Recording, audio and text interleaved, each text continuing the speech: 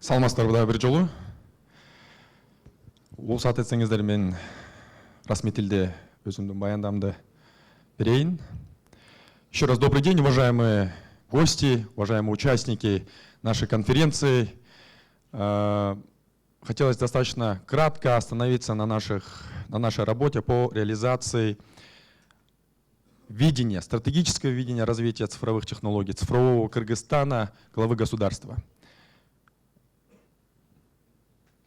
Хотелось бы сделать достаточно простой обзор, чтобы показать, где мы сейчас находимся. Это те результаты, которые были достигнуты за последний год-два у нас в стране. Население у нас 6,2 миллиона. Мобильной связью охвачено это количество абонентов, то есть у одного человека могут быть несколько телефонов, это 9,38. Интернет-пользователей 2,5 миллиона граждан. Это 70% взрослого населения нашей страны. Активные пользователи социальных сетей почти 2 миллиона. Большой потенциал для того, чтобы использовать возможности и то, что наши высокоуважаемые докладчики говорили, потенциал мобильных технологий. И как эта картина меняется каждый год. Если вы обратите внимание, именно количество интернет-пользователей и количество мобильных технологий растет 18-38% соответственно. Касательно активных пользователей социальных сетей через мобильные технологии, 38% это 500 тысяч граждан нашей страны ежегодно. И это говорит о том, что наше население, наши граждане, активные пользователи, достаточно активно ведут себя в социальных сетях, в цифровой интернет-среде. Еще один интересный индикатор. Данное исследование было проведено международными институтами в сфере как раз развития цифрового медиа. Наличие банковского счета — это 40% населения. Пользователи электронных кошельков либо интернет-банкинга у нас 15%. И онлайн-покупки, продажи у нас совершает 5% населения. Это 300 тысяч граждан. Мне кажется, учитывая тот факт, что у нас мобильными технологиями пользуются 2 миллиона граждан, у нас есть потенциал, в каком направлении идти и развиваться. Как уже ранее было отмечено президентом Кыргызской республики, это стратегическое видение нашей страны 2040. Мы должны стать инновационной страной, которая глубоко использует технологии и знания для построения эффективной системы государственного управления не для того, чтобы внедрять технологии, а для того, чтобы удовлетворять и соответствовать потребностям каждого гражданина нашей страны. Занять свое достойное место в развитии цифровых технологий. Основное вот это стратегическое видение, оно заложено в нашей национальной стратегии устойчивого развития 2040. И в нашей концепции цифровой трансформации стандарта Кыргызстан определены достаточно простые 3 цели, которые необходимо обеспечить достижение этих целей. Развитие навыков. Это не означает, что мы должны переобучить всех наше население, уметь программировать, либо стать инженерами. Это говорит о том, что наше население должно обладать базовыми цифровыми навыками для того, чтобы получать услуги, получать образование, медицинские услуги, покупать либо продавать товары и услуги, то есть получать те цифровые дивиденды от цифровых технологий. Качественные услуги и сервисы и обеспечение экономического рывка за счет развития цифровых технологий. Сегодня об этом проекте достаточно много раз говорили, касательно проекта Түндүк. Мы немножко пошли дальше. Мы хотим стать государством, как платформа для развития и создания новых инновационных услуг и сервисов. Проект предполагает тесное сотрудничество частного сектора, государственного сектора для того, чтобы максимально оказывать качественные услуги человеку. И вот как мы тоже достаточно на основе анализа данных, как было уже ранее отмечено, реализовали ряд проектов, есть успехи. Если вы обратите внимание, вот наша система Тундук, которая подключена уже 102 системы государственных органов. 34 государственных органа обмениваются документами в электронном формате. Достаточно активно начали подключаться к этой системе коммерческие организации, это коммерческие банки, операторы сотовой связи. Уже объем транзакций составляет 5,3 миллиона транзакций. Простым языком мы сэкономили 10 миллионов листов бумаги. Сейчас мы здесь сидим, вот ранее было отмечено, что за 1 минуту по всему миру идет отправка, получение более 210 миллионов писем. Мы тоже сейчас здесь сидим, и через Тундук отправляются документы.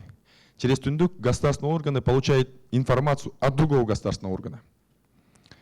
У нас была такая инфраструктура, провели анализ, какая у нас ситуация в коммерческом секторе, это коммерческие банки, операторы сотовой связи. И оказалось, что у нас на рынке есть мобильные решения, есть население, почти 2 миллиона, которые активно пользуются мобильными технологиями. И было принято решение это интегрировать. И этот проект как раз-таки суть заключается в том, чтобы государственная система Тундук, вся эта цифровая инфраструктура становится платформой для бизнеса, для создания более инновационных услуг и сервисов. Хочу привести примеры. Последние 2 дня стала достаточно популярная услуга, которая была реализована нашими государственными предприятиями. Это инфоком, инфосистема, CarCheck называется. Начали проверять служебные автомобили, номера государственных служащих, руководителей и так далее. За 2 дня этим сервисом воспользовались более 70 тысяч человек. За 2 дня. И как это работает? Через мобильное приложение ввожу номер машины, и информация через Тундук запрашивается соответствующих госорганов и формируется эта выписка. Через эту систему сейчас посредством мобильных приложений компании Альфа Телеком, это Мегаком бренд, через мобильное приложение Нур Телеком, это Мой О, доступны уже государственные услуги в сфере образования, в сфере здравоохранения, в сфере государственной регистрационной службы и иные. Уже на следующей неделе в рамках реализации цифровизации в социальном блоке мы планируем запустить услуги по Министерству труда и социального развития. Что этот проект нам еще дает? Говорили о том, чтобы предоставлять услуги преактивные, то есть не ждать человека. И у нас здесь, если вы обратите внимание, система таргетированных услуг. Эта система позволяет заранее направлять уведомления гражданину, когда ему нужно получать услуги. Например, уважаемый Дастан, срок действия твоего паспорта завершается через 30 дней. По месту твоей регистрации рядом находится такой-то центр обслуживания населения, получи паспорт. Уважаемый гражданин, у вас родился ребенок, можете подать электронную заявку на получение СУИНЧУ и так далее. То есть эти сервисы будут также запущены уже на следующей неделе. Тундук дает еще одну возможность.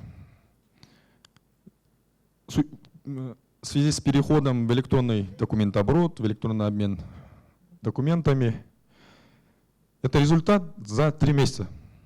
Уважаемый Сарум Шарипович, за 3 месяца через систему Тундук, это Министерство труда и социального развития, они смогли получить 210 тысяч справок электронно.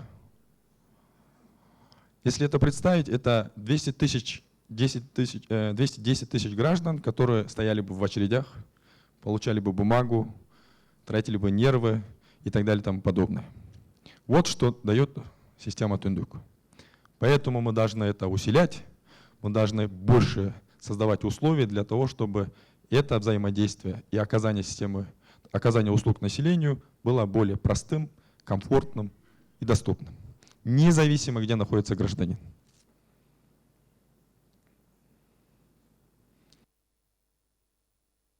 Одним из важных направлений концепции является развитие инфраструктуры, цифровой инфраструктуры. В 2018 году порядка 3,9 миллиардов абонентов пользовались интернетом. В 2023 году 70% всего населения Земли будут иметь доступ к сети интернет. Мы в рамках проекта Digital Casa, при финансовой поддержке Всемирного банка, планируется как раз доведение физической инфраструктуры до каждого села, что позволит создать надежную, защищенную цифровую инфраструктуру для внедрения цифровых услуг и сервисов в регионе. Особо хочу подчеркнуть, что в настоящем в рамках реализации судебной реформы весь правоохранительный блок судебного органа начали подключаться и имеют соответствующий доступ к сети интернет. Социальные объекты подключены к системе интернет. Сейчас ведется активная работа по подключению школ к сети интернет. Переход на облачные технологии, развитие инфраструктуры данных. Также у нас предусмотрено создание такой инфраструктуры для того, чтобы надежно хранить, обрабатывать и принимать качественные решения и оказывать качественную услугу населению на надежной инфраструктуре. В рамках нашего проекта также планируется строительство дата-центра на облачных технологиях, которые позволят эту задачу выполнять. В июле этого года постановлением правительства Кыргызской Республики была принята стратегия кибербезопасности. Конечно же, угрозы и риски они растут. И эта стратегия определяет те организационные, стратегические, операционные меры по обеспечению защиты прав гражданина, каждого госоргана, либо каждой организации и всей страны в целом. Развитие цифровых навыков. Отдельно хотелось бы отметить один достаточно очень хороший проект. Академия государственного управления при президенте Кыргызской Республики при технической поддержке ОБСЕ, они в апреле 2020 года запускают магистерскую программу, она уникальна в нашем регионе будет, которая называется «Цифровое правосудие», магистерская программа, совместно МГИМО.